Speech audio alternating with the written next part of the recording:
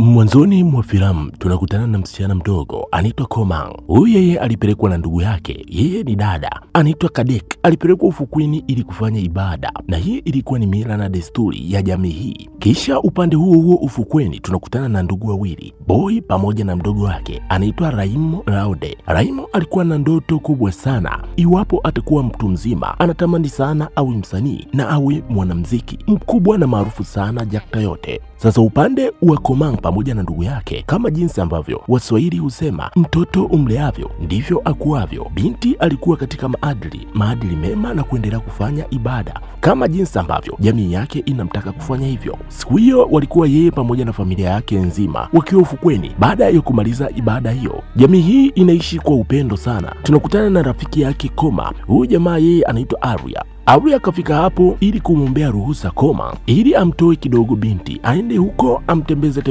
binti afurahie watoke out kidogo. Arya akawa ameomba ruhusa kwa mama yake Koma, naye akawa amepewa ruhusa hiyo. Arya akampeleka moja kwa moja binti katika tamasha la vichekesho, lakini lilikuwa linahusiana na wachekeshaji wa ndani pekee. Vichekesho vyote vilivyokuwa vinaendelea katika stage hiyo, binti vilimfanya atabasamu kwa upole tu, ni kama alikuwa anajilazimisha zaidi ili tu kuonesha anafurahi ama anacheka akiwa eneo hilo. Wengine wanacheka, lakini binti yeye anatabasamu kawaida tu, haielewi kabisa. Akapanda mshikaji mmoja alikuwa anaitwa Raim. Huyu ndio yule mtoto ambaye alikuwa anatamani sana kuwa mtu mzima na alitamani awe mtu maarufu kupitia sanaa. Sasa Raim baada ya kuwa amepanda stejini hapa, huyu jamaa akawa amemteka sana binti. Mawazo yake, jokes zake zote zilimfanya binti atabasamu na acheke kwa sauti bila hata kuwaza kitu cha aina yote. Seti za jamaa zilionekana zikiwa zimejaa na kushiba sana, zilimteka sana binti. Binti alishindwa kujizuia, alicheka kwa uhuru zaidi. Usiku huu ndipo tunapata picha kwamba Arya alikuwa anampenda sana huyu binti na alikuwa anamhitaji awe na mahusiano naye, lakini kwa bahati mbaya huyu kijana yeye alikuwa ni kama timbulo tu. Siku hiyo alitamani sana kueleza hisia zake kwa Komang.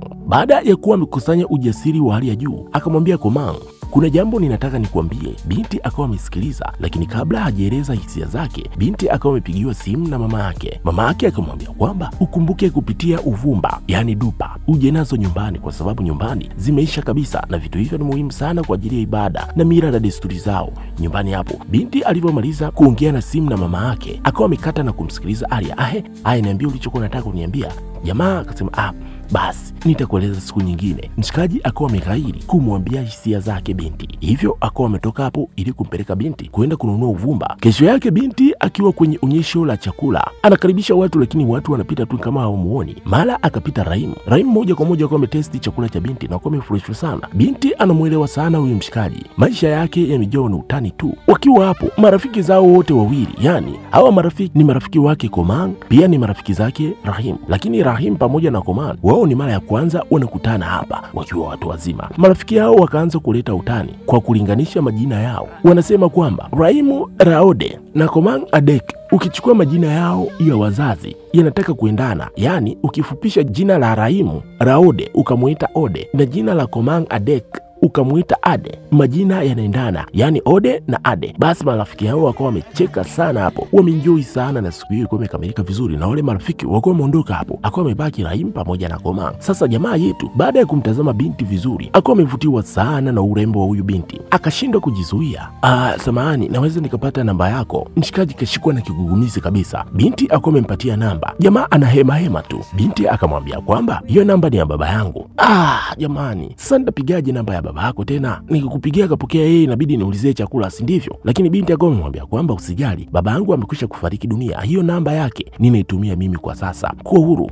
Jamani, pole sana. Ukawa ni utani, lakini Raim akamuuliza anaweza nikasema neno lolote. Jamaa akataka kutiririka na binti akawa amesubiri kusikia anaambiwa neno. Amesubiri kwa hamu sana, lakini Raim akawa ameitwa na washikaji zake, hivyo ikabidi kumwaga binti na kutoka hapo kwenda kuungana na marafiki zake. Komang baada ya kuwa ametoa namba kwa mshikaji, alikaa sana kusubiri simu ama SMS kutoka kwa mshikaji. Baada ya muda, Raim akawa amemtumia message akimtaka waonane, na binti akawa amekubali, akaanza kujiandaa. Mama yake akamuuliza Komang, unataka kutoka mida hii tena? Unataka kutoka na Arya? Akawa amuuliza kwa sababu yeye anamwamini sana kijana Arya, lakini binti akawa amesema kwamba hapana, ninatoka na rafiki yangu mwingine, huyo bado sijakutambulisha. Mama mtu akawa amuuliza ni mwanaume? Binti akasema ndio. Mama basi akawa amemruhusu, akamwambia kwamba usikawie sana kukaa huko, urudi nyumbani mapema. Akamwacha binti yake aendelee kujipamba. Sasa Rahimu ni kama Zari tu, kwa sababu alikuwa anabahatisha tu kujaribu binti kama binti atakubali kutoka pamoja naye. Sasa binti kakubali na Rahimu alikuwa hajajipanga, hivyo akawa anamuomba kaka yake Boy amwazime pikipiki yake. Leo ana mtoko kidogo, ana mtoto mkali, lakini mshikaji akawa amemwambia kwamba pikipiki yake imeharibika, hivyo mshikaji ikabidi kwenda kuazima pikipiki kwa mtu mwingine. Akaenda kumfuata binti, kweli akawa amempata binti na akawa ametoka hapo kwenda kutoka sasa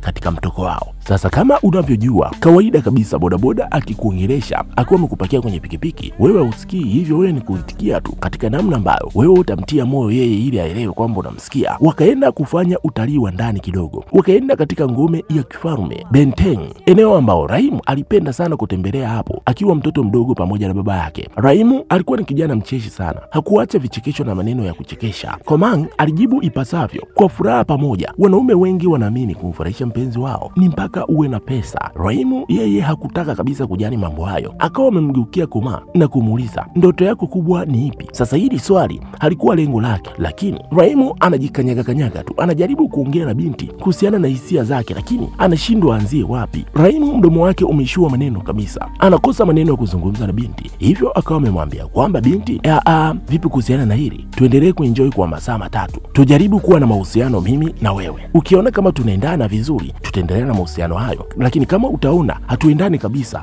basi unaweza kuyavunja haya mahusiano. Kuwa huru kabisa, tupeane mikono kama umekubali jambo hili. Sasa binti anashangaa, haya mambo gani tena? Kaibadilisha hii safari ionekane kama wametoka date. Binti hakuwa na namna, akawa amempa mkono kishunga upande tu kwa sababu hakuwa na namna. Wakaendelea kuenjoy na story zao, wakaenjoy sana na mziki mzuri. Mshikaji yeye tayari kazama mazima kwa binti, lakini binti yeye bado anamtazama mshikaji kama mchekeshaji tu. Ilipofika jioni, mshikaji akawa anamrudisha binti kwao. Akiwa njiani akawa amemuuliza, umeenjoy dating yetu kwa masaa matatu, si ndio? Yaani dating za wenzetu wao ni kujuana na kufahamiana zaidi, lakini wabongo dating zao bila kilimo mdondoko ni kama kupiga story tu na masera. Mshikaji akamwambia, kama unaona tunaendana basi tuendelee na haya mahusiano, lakini kama unaona hatuendani kabisa basi uko huru kuyavunja haya mahusiano. Vipi, tuendelee na haya mahusiano ama vipi? Kabla binti hajajibu, mvua ikawa imenyesha eneo hilo. Rahimu akawa amemfunika binti na mkoti na kumrudisha nyumbani kwao, na Rahimu akawa amemuomba binti asali hapo nyumbani kwao kwa sababu ni muda wa swala. Komang akawa amemruhusu kijana, licha ya kwamba wao mwelekeo wao wa ibada zao ziko tofauti, lakini binti akaheshimu sana imani ya mwenzake, akaonyesha heshima na utulivu wa hali ya juu wa kidini. Mshikaji akapiga zake ibada. Baada ya kusali, mama yake Komang akawa ameingia hapo, lakini Rahimu alipomsalimia na kumuomba radhi, mwanamama huyo hakujibu chochote, akawa amepita hapo tu kama upanga. Baada ya ibada, Rahimu akasema kwa heri na kuondoka hapo. Aliporudi nyumbani, akawakuta wazazi na familia yote wakiwa sebreni, uko wamempokea na maneno ya kutosha. Hii familia bana inaishi kwa upendo wa hali ya juu, ni watu wenye mzaa na masiara sana, na upendo huo umeunganisha na kuwajenga katika uimara wa hali ya juu sana. Sasa mama yake alikuwa anamuuliza Rahimu, mbona unatembea na mvua? Unataka kuja kuugua wewe? Kaka yake akamwambia kwamba we ataona mvua wapi, huyu tayari kashapata mpenzi mpya huko. We unasemaje? Mzee wao Rahimu anatoka mimoshi kama yuko jikoni vile, anapuliza moshi huyu. Akamwambia Rahimu, usije tu kutia mimba mtoto wa watu huko. Dogo akakimbia chumbani kwenda kubadilisha nguo, wakambana kaka yake Big Boy. Rahimu kweli anatoka na nani hivi saizi? Jamaa akasema, Rahimu bana amepata mtoto mzuri hivi, mtoto fulani hivi kutoka kwa wazazi wa kike na wa kiume. Wakaona kumbe hii nayo zoazwa, hii familia ni watu wa mzaa kweli kweli, na ndio upendo umejificha hapo. Sasa upande wa Mr. Ravarava, Rahimu yuko zake bize kitandani anaangalia picha za Komang. Jamaa anatabasamu kweli kweli. Kaka yake alipofika hapa akaona kama mdogo wake anataka kuchanganyikiwa. Emleta ni mbusu huyo, ni mtoto mzuri kumbe kweli. Familia hii ina furaha sana sana, wana furaha nao wanapendana kweli kweli. Wanasemaga Waswahili kwamba watoto wanaofuatana huwa wapendani. Hiyo ni mipango ya shetani tu, mpango wa Mungu ni kupendana. Ukaribu ukaendelea kuwa mkubwa zaidi, Rahimu akiendelea kumchukua Komang na kwenda kumtembeza huko kwenye matembezi. Mawasiliano yao yakaendelea kuwa mazuri zaidi hadi wakaingia mwaka mmoja wa uchumba wao, na binti Komang kweli tayari moyo wake umekwisha kufunguka kwa Rahimu. Siku moja rafiki yake Rahimu ikabidi kumkumbusha mwana kwamba lazima ashiriki audition ya stand up comedy ili waendelee kupambania ndoto yao. Ikiwa atashinda tamasha hilo, washiriki watapelekwa moja kwa moja Jakta, na kuna uwezekano kuna kitu kinono wakakipata huko. Sasa kwa hao marafiki zake wote wanatamani sana mshikaji wao atoboe kimaisha kupitia ucheshi wao, lakini mshikaji Rahimu yeye akakumbuka alifaa kwenda kumsaidia Komang kwa sababu wao upande wa pili wana sherehe moja inaitwa Garungani. Hivyo kijana akawa ametoka hapo kwenda kujaribu kumsaidia mpenzi wake, na anajua kabisa kwa kuwa wao wana imani tofauti, hivyo Rahimu amejipanga vizuri zaidi kwa sababu anajua kabisa yule binti ndiyo misingi aliyolelewa na mama yake. Sasa siku hiyo ndugu yake Komang Komang anaitwa Kadek, dada yake alikuwa amefika hapo. Kwa sasa yeye ameolewa na anaishi mbali huko, na kwa mujibu wa maelezo zaidi ni kwamba binti Kadek kwa sasa yeye amekwisha kubadilisha dini na yeye kwa sasa ni Muislamu. Sasa upande wa mama yake Komang akiwa na shoga yake wanashauriana. Shoga yake anamshauri kwamba ni heri Aria amuoe binti yako kwa sababu ni handsome boy, pia ni mpole na ana mafanikio sana. Lakini mama yake yeye aliamini kwamba pengine Aria pamoja na Komang wao ni marafiki tu, japo alitamani sana iwe hivyo, yani Aria amuoe binti yake. Kwa sasa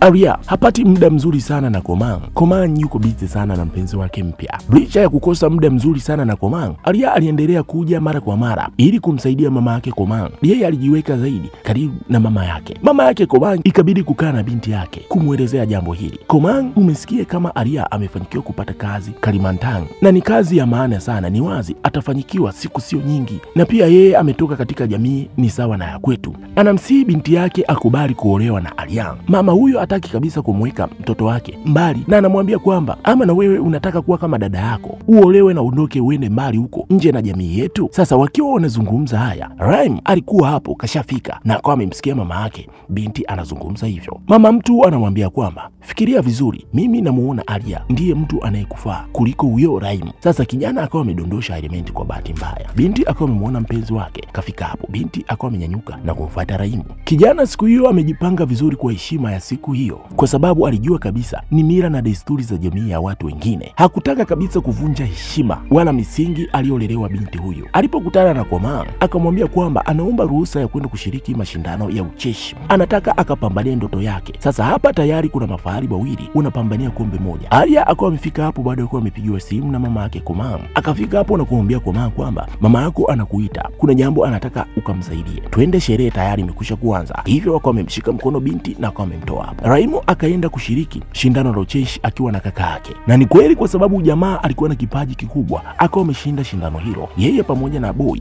kaka yake wako wamepata tiketi. Kwa sababu ya furaha mshikaji siku hiyo ikabidi kwenda moja kwa moja nyumbani, akiwa amembeba Komang kwenye bodaboda na kumpeleka moja kwa moja nyumbani. Sasa mzee akamfuata mwanae, wewe kila muda unamtazama mtu wako, unahisi atatoweka? Tayari amekwisha kufika hapa, fanya kazi, sema ni kisu. Mzee anamuuliza, wewe uko makini kweli na huyu msichana? Binadamu ameumbwa kupendana, na kama umepangiwa kuunganishwa na huyu binti, basi njia itapatikana, mtakuwa pamoja, lakini kama sivyo basi haitakuwa hivyo. Wakiwa hapo, ustazi ambaye yuko karibu sana na hii familia anaitwa Dua akawa amefika hapo kuungana na familia hii ili kusherekea ushindi wa kijana wao. Wakapiga zao dua nyumbani hapo, na kwa bahati nzuri walikuwa wameandaa surprise kwa ajili ya binti. Siku hiyo ilikuwa ni siku yake ya kuzaliwa. Wakawa wamekula keki kwa furaha, familia hii ikaenjoy sana siku hiyo. Siku zikaenda, Komang na Raim wakawa wanaahidiana kuendelea na mapenzi yao hata kama kuwa mbali.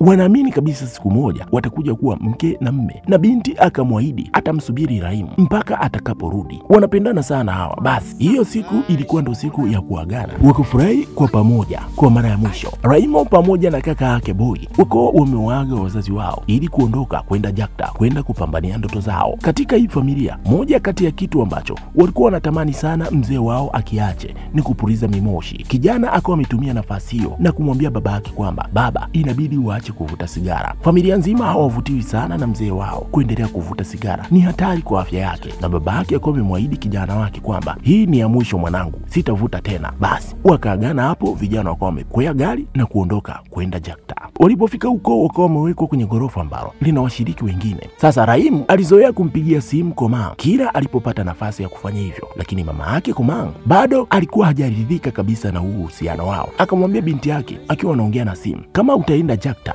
ni nani atakaye nishughulikia mimi hapa? Mimi nitabaki mwenyewe hapa. Komang akajibu kwamba mimi bado niko hapa mama, lakini mama yake akasisitiza aachane naye ili atafute mtu mwingine wa hapa hapa. Sasa huyu mama yeye anapambania sana kombe kwa kijana wake Aria ili amuoe Komang. Anamwambia usiwe kama dada yako, angalia yeye ameolewa huko na sasa anaishi mbali na mimi, mtu wa kunifariji mimi nikiwa hapa mpweke ni wewe pekee. Muda ukaenda na kijana Raim akaanza kuonekana kwenye televisheni kama mshiriki wa Suka season 2, na Komang kila show alikuwa anaifuatilia sana, anamfuatilia mpenzi wake kwenye mashindano yanayoendelea huko, na jamaa anatikisa kinoma yani. Sasa kwa bahati mbaya katika mashindano, kaka yake Raim yani Big Boy akawa ameshindwa na akawa ameondolewa katika mashindano hayo. Boy akawa anamwambia Raim kwamba wewe zingatia mashindano, mimi narudi nyumbani kwenda kuangalia wazazi wetu. Akawa amemtia sana moyo mdogo wake. Sasa kama ilivyo changamoto ya mapenzi ya mbali, ni Kweli walipata muda wa kuwasiliana na kuzungumza kwa video call, kwa SMS, hata kwa simu ya kawaida. Sasa kijana Arya akautumia muda huo sana kuwa karibu na Komang ili kumsaidia kazi zake za nyumbani pamoja na kazi zake za dukani huko ambako alikuwa anauza vyakula. Kijana wetu Rahim katika harakati zake za kutazama picha za Instagram kwa mpenzi wake akawa ameona posti ambazo Komang alikuwa amezichapisha akiwa karibu sana na Arya. Hili jambo liko limezua wivu mkubwa sana kwa kijana. Na upande wa binti, na yeye anaendelea kama kawaida kumfuatilia mpenzi wake kwa karibu zaidi kupitia kurasa zake za Instagram. Yeye kilichomkwaza ni kumuona Rahim mpenzi wake amepiga picha na producer wake wa kike na ni mrembo sana,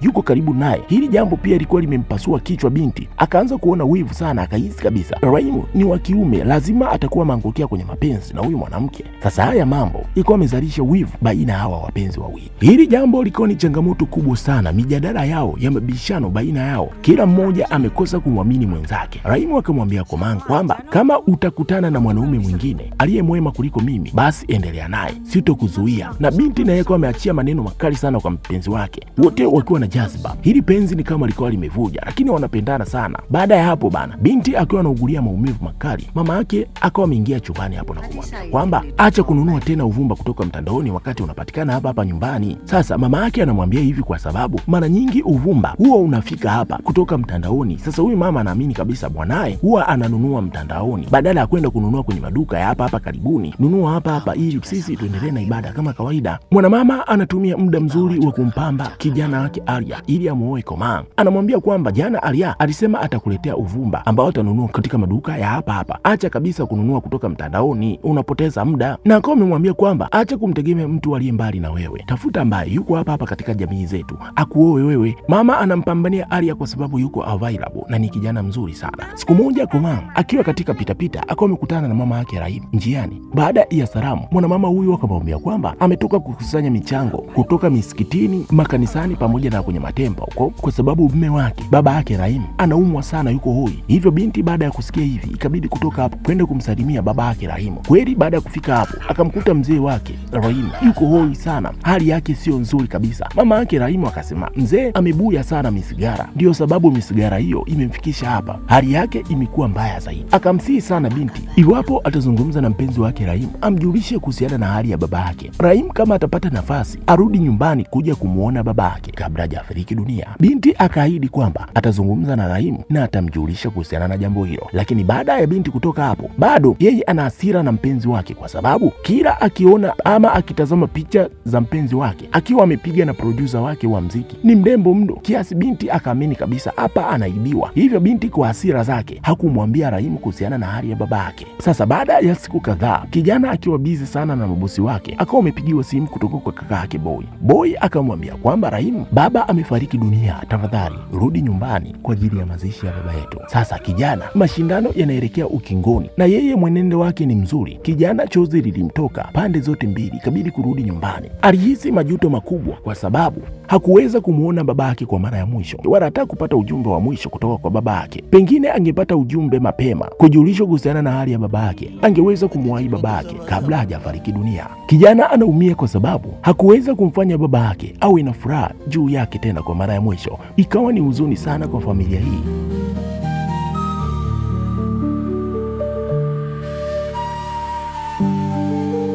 Baada ya siku kadhaa, siku moja Rahim akawa amekutana na Komang. Bado ni kama wamekunjiana fulani hivi kwenye mahusiano yao. Komang akajaribu sana kumpa moyo Rahim kwa sababu na yeye aliwahi kumpoteza baba yake mzazi. Rahim ikabidi kuweka wazi na kusema kuwa nimegundua kwamba nimekukumbuka sana mpenzi wangu, nimekumisi mno, hasa tabasamu lako. Hata nikisafiri mbali kiasi gani, wewe ndiye lengo langu kuu, nakupenda sana Komang. Baadaye kijana akajikaza na kumrudisha Komang nyumbani, akihisi pengine mama yake Komang atakuwa amelala. Hivyo kijana akawa muomba ruhusa aingie ndani kwao. Baada ya kufika tu hapo akakutana na mama yake Komang akiwa amekasirika sana. Mwanamama anamfokea binti yake kwamba wewe nakupigia simu haupokei simu yangu kabisa, mimi naanza kupata na wasiwasi, pengine una matatizo huko. Kumbe muda wote ulikuwa na huyu Rahim, kwani hujamwambia Rahim kuhusiana na wewe? Binti baada ya kusikia hivyo akiwa na hasira akawa amemvuta Rahim pembeni mbali kidogo na eneo la nyumbani kwao. Moyo wake binti ukiwa umevunjika akamweleza kuwa mama yangu amekubali posa kutoka kwa Arya.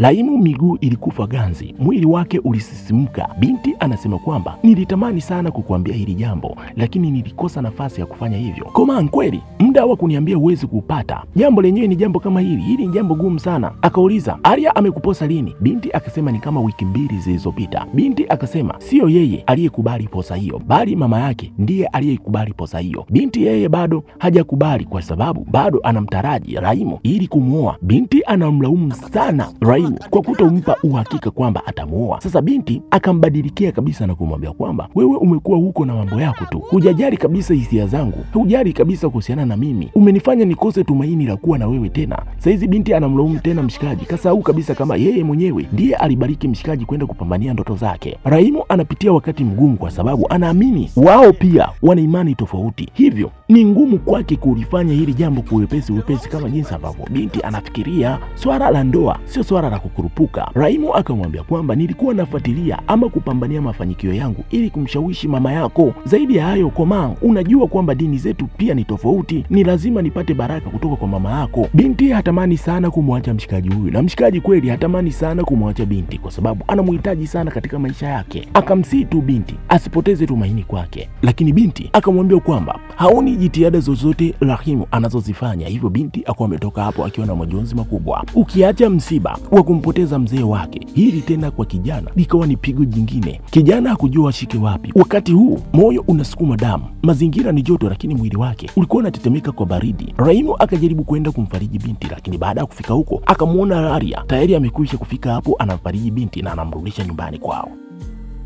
Baada ya kutoka hapo, kijana moja kwa moja kesho yake akaenda kuswali, akapeleka hoja zake kwa Mwenyezi Mungu. Baada ya ibada akawa amehitaji kupata maneno ya busara kutoka kwa Ustazi Dua. Mzee akamwambia kwamba unafaa kuwa na moyo, kama unataka kifo ruka kwenye daraja utakipata, lakini kama unamwamini Mwenyezi Mungu na unaamini kwamba Komang ndiye soulmate wako, basi mfuate, pambana juu ya maisha yake, sali kwa niaba yake, swali kwa ajili ya maisha yake, naye atakuwa wako tu. Akawa amemuuliza, si una imani ndani ya moyo wako? Kijana akawa amekubali, ndiyo nina imani. Basi fanya hivyo. Ustazi akawa ameondoka hapo. Kaka yake Raimu akawa amefika hapo, wakapiga stori sana eneo hilo. Kisha Abang Boy naye akamwambia kwamba Komang mara kwa mara alikuwa akija hapa kumtembelea baba yetu kabla ya kifo chake. Raimu akiwa hapo akawa amepokea ujumbe wa kurejea Jakta ili kwenda kurekodi wimbo wake wa kwanza. Producer yuko tayari, ni yeye tu kurudi Jakta. Kijana akaona asikose vyote kwa pamoja. Mzee amepotea, binti amepotea, na kipaji pia apoteze. Kabla ya safari, Raimu akaenda moja kwa moja kwenda kumtembelea mama yake Komang. Kijana akasema kwamba mama, niko hapa kujaribu kuweka mambo sawa. Mimi na Komang tumekuwa kwenye mahusiano kwa muda mrefu sana, na tulikuwa na ndoto ya kuja kuwa mme pamoja na mke, na sio kuchezeana. Komang ni binti yako, daima atabaki kuwa binti yako mama. Siwezi kabisa kumpeleka mbali na wewe. Mama akasema kwamba ninajua kwamba wewe na Komang mlikuwa na mahusiano kwa muda mrefu, lakini jambo hili haliwezekani. Sio mimi tu mwenye kukupa ruhusa, bali pia kuna vizazi vya mababu na mababu. Tafadhali elewa kwamba mimi sikuchukii Raimu, lakini tayari nimekubali posa kutoka kwa Arya. Harusi yao itafanyika Septemba 1. Ikiwa utaweza Raimu, njoo kwenye harusi hiyo.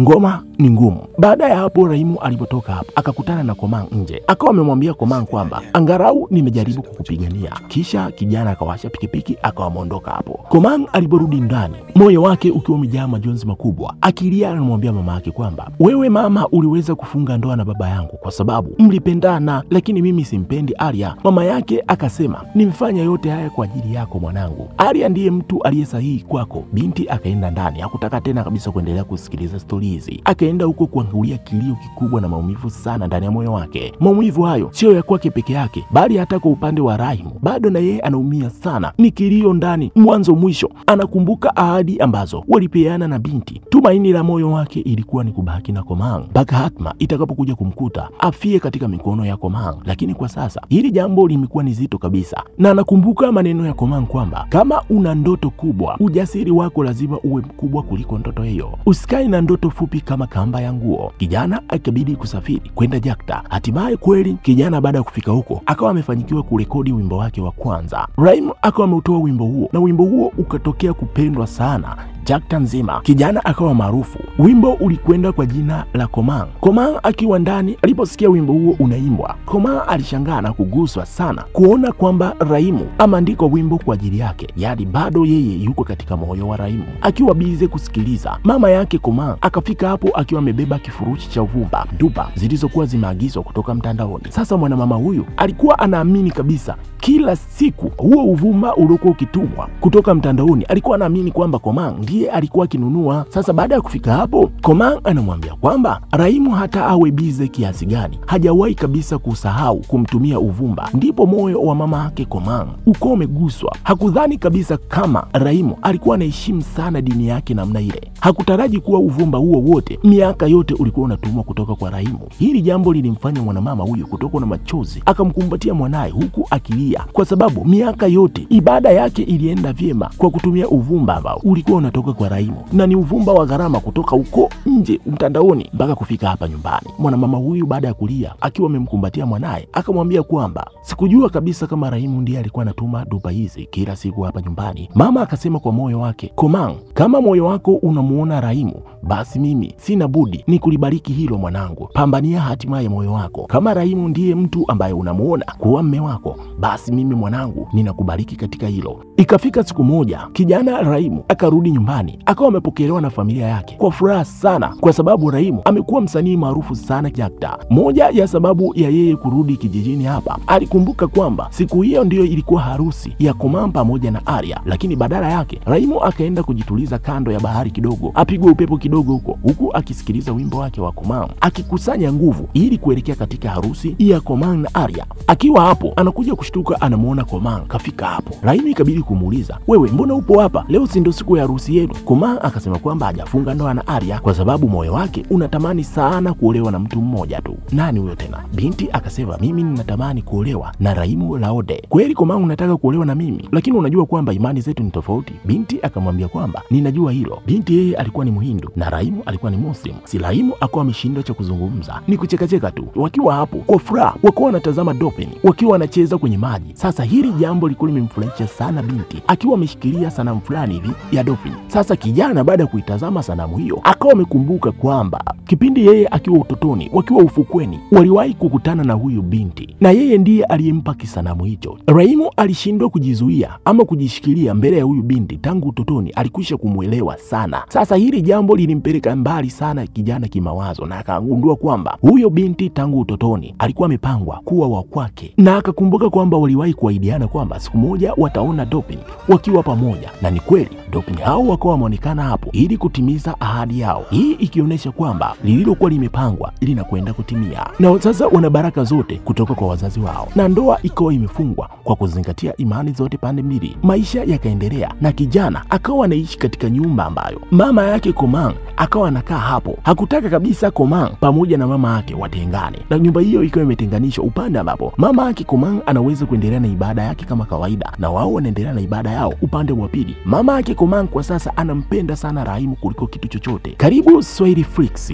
ulikuwa na mimi msimuliaji wako OKRAN Okrani. Usisahau kusubscribe, like, share, comment.